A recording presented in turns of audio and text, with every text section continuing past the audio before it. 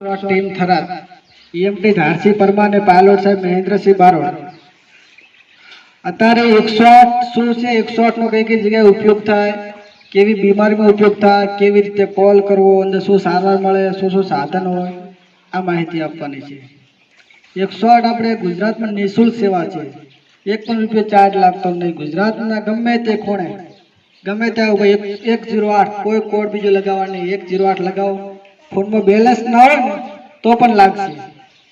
Call करो એટલે પહેલા તો તમારે કે ભાઈ જિલ્લો કહેવાનો, બનાસકાંઠા જિલ્લાનો ખોરડા જે તાલુકો થરાદ ને ગામ ખોરડામાં પ્રાથમિક શાળા છે, શું બીમારી છે કે ડિલિવરી છે, કેટલા વર્ષની આટલી ઉંમર છે, એમ્બ્યુલન્સ થરાદથી આટલો માહિતી આપો એટલે એમ્બ્યુલન્સ નજીકની એમ્બ્યુલન્સ ત્યાંથી રવાના થઈ જાય।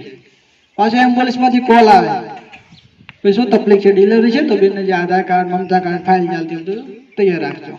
आ डिलीवरी अंदर 108 केवा केवा केसों में अत्यारे गामडामां तो डिलीवरी एक्सिडेंट में खास बोलावे छे।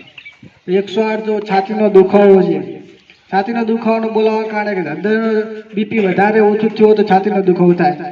છાતીનો દુખાવો તો તમે માણસને એક પણ ડગલું ચલાવો તો માણસ એક્સપર્ટ થવાના ચાન્સ ઘણા છે। છાતીના દુખાવા વાળા કોઈ પણ પેશન્ટને ડાબી સાઈડ દુખાવો થાય, ખભા સાઈડ વધે લઈ માણસને ચલાવવાનો નહીં। જો બંધ મકાન હોય તો બારી બારણા ખુલ્લા કરી દેવાના, હવા નાખવાની, 108 ने कॉल कर देवानो। પછી કોઈ શ્વાસની બીમારી હોય, શ્વાસની બીમારી વાળાને એમને કોઈ મોઢેથી કંઈ આપવું નહીં, પછી એમને ચલાવવાની। શ્વાસની બીમારીમાં અત્યારે ઘણા બધા કેસ આવે છે, ઉંમરલાયક દાદા હોય તમને શ્વાસની બીમારી હોય છે, અવસ્થામાં જે તકલીફ હોય। બીજું કે અત્યારે કોની ખેંચના કિસ્સાઓ ઘણા બધા હોય છે। ખેંચ આવવાનું કારણ મેન તાવ, વધારે તાવ આવે ટેમ્પરેચર વધી જાય એટલે ખેંચ આવે। बीजो मगज में गांठ बीजी हो जो बीमारी तो खेच आवे। आ बे कारण खेच खूब खेच आवे त्यारे शुं करूं, खेच आवे એટલે માણસને કોઈ છોકરો નાનો છે કે એને બોડી થોડી પાતળી છે તો કડક જોરથી આપણે પકડી રાખશું તો છોકરો તાકાત કરશે તો હાથ પગ ભાગવાના ચાન્સ છે। એટલે જો પેશન્ટ જો બાળક હોય પણ આપણે પકડી રાખવાનું, ખાસ તો માથાના પાછળના ભાગમાં ઓછું કે ચાલે રાખી દેવાનું।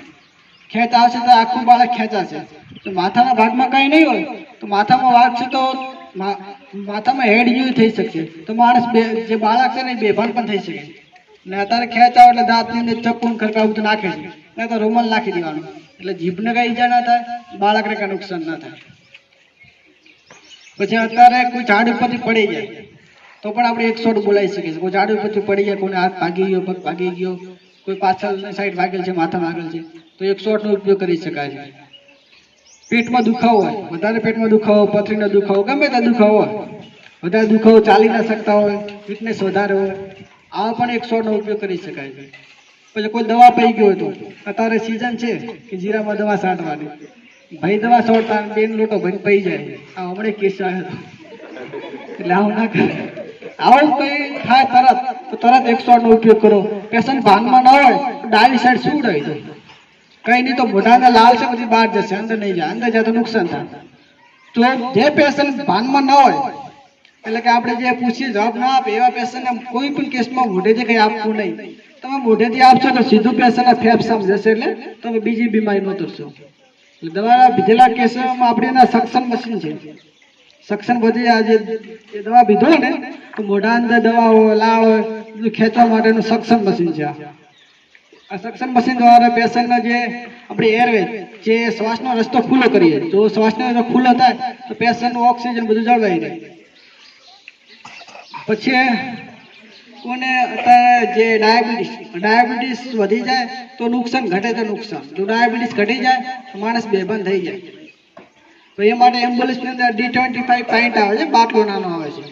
આ બાટલો આપણે તરત જો ચડાવી દઈએ ને તો પેશન્ટ હોસ્પિટલ પહોંચતા વખતે તો ભાનમાં આવી જાય, પેશન્ટ ચાલતો હોસ્પિટલ જાય છે। તો તમારા પ્રાઇવેટ સાધનમાં લઈ જાઓ તો વધારે સિરિયસ પેશન્ટ થાય।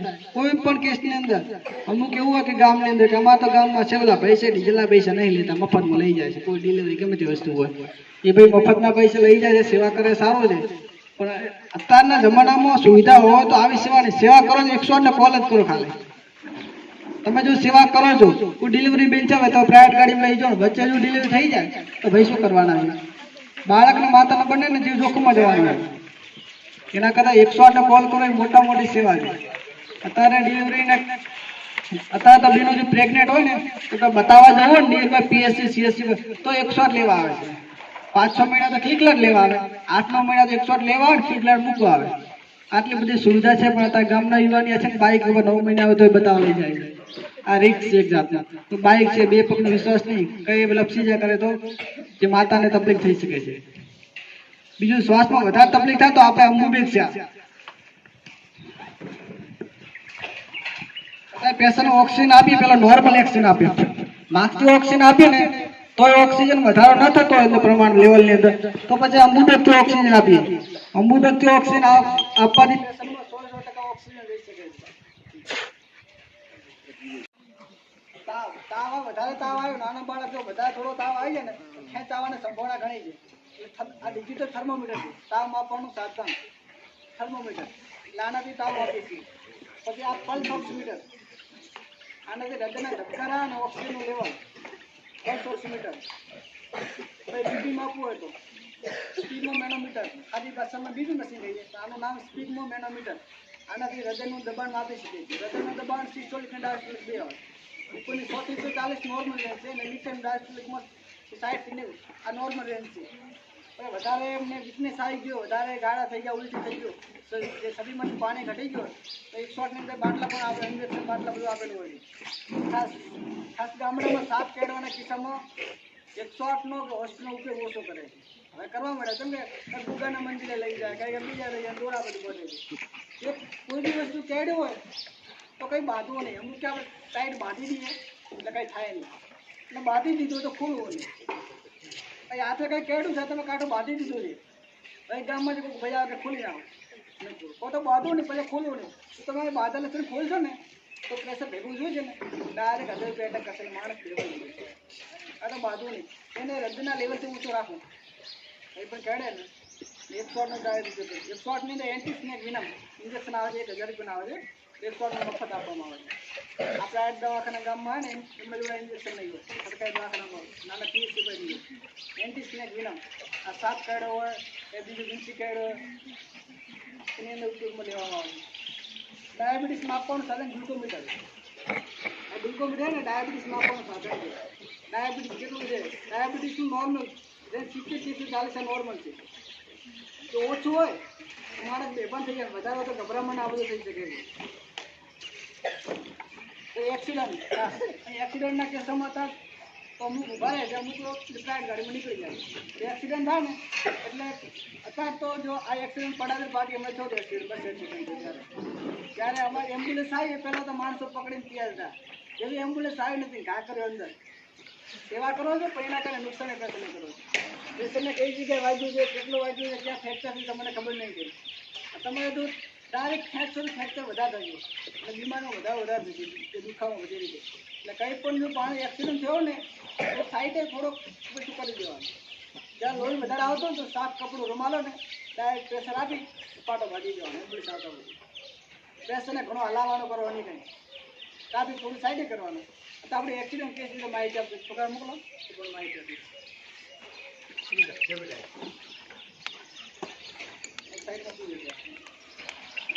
એક્સિડન્ટ કેસમાં આપણે સ્પાઇન બોર્ડને ખાસ ઉપયોગ કરીએ છીએ. આનાથી જલ્દીનું હલનચલન ન થાય.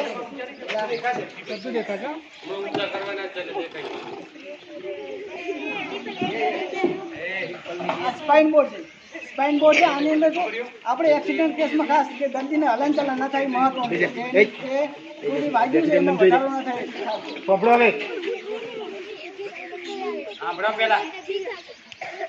હવે આ ભાઈ છે, આ ભાઈને પગે ઉપર ફ્રેક્ચર થયેલું છે. તમારી જોડે કોઈ સાધન ના હોય, આ સ્પ્લિન્ટ આવે, આ પગને છે ને આ મુવમેન્ટ ના થાય, હલનચલન ના થાય પણ આ સ્પ્લિન્ટ આવે, આપણે બાંધી દઈએ.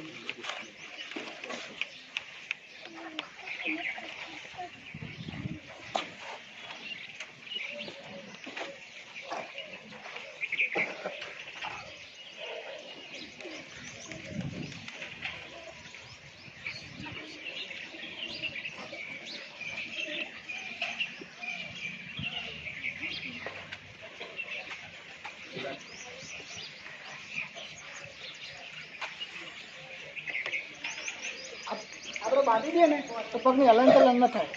હલનચલન ન થાય ડાયરેક્ટ દર્દી આપણે એમ્બ્યુલન્સમાં ઝડપી લઈ શકીએ.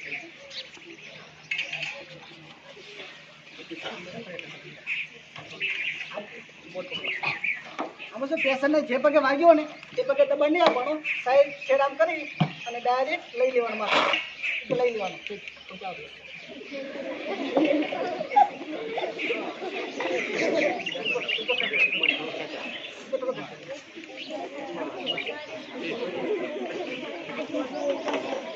આ પેશન્ટને આની અંદર આમાં હલનચલન ન થાય ટાઈમે તો સ્ટીમ બધી છે ફટાફટ, કેમ કે ભાનમાં ન હોય તો વાગ્યું છે પછી ફટાફટ ભરી દેવાના એને.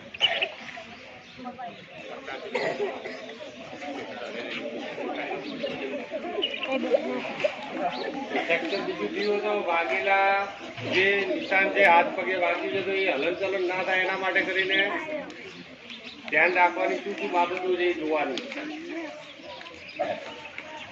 હલનચલન કરાવો તો પેશન્ટની પીડામાં અને તેની બીમારીમાં ફ્રેક્ચરમાં વધારો થશે, એટલે ખાસ હલનચલન ન કરાવો.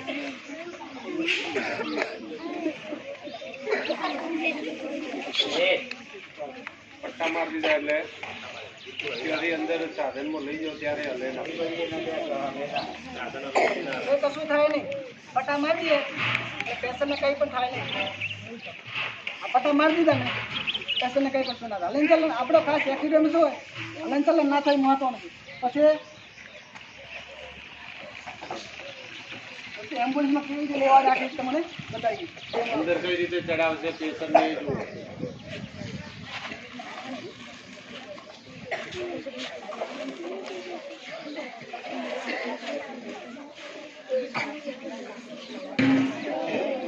ભાઈને વાગ્યું છે જો આપણે ડાયરેક્ટ હાથપગ બાંધી ડાયરેક્ટ માટે વાંચી આની અંદર જો આ ભાઈ સુતારા અમે હલનચલન નથી કરવાનું, ડાયરેક્ટ ભાઈને લઈ લેવાના. આવી ગયા ને પછી આ લોક કરી દેવાનું એટલે હલે નહીં. પછી આ સ્ટ્રેચર છે ને ઓટો લો નથી, એમાં કોઈ જાતની મહેનત લાંબી નહીં કરવાની નથી. જો કઈ મહેનત કરવાની છે રોટ લો નથી.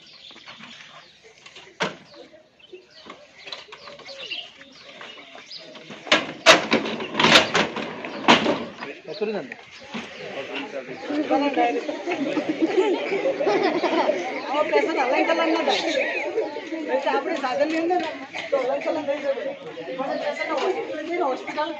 ઉતારવાના થાય દવાખાને પહોંચ્યા, હવે શું કરવાનું જુઓ.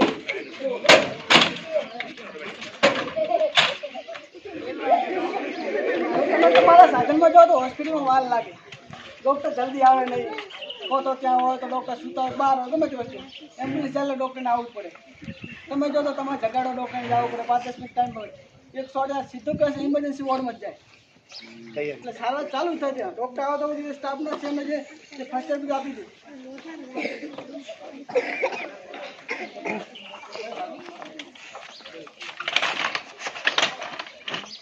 આમાં કોઈ હલનચલન થાય જ નહીં પેશન્ટને.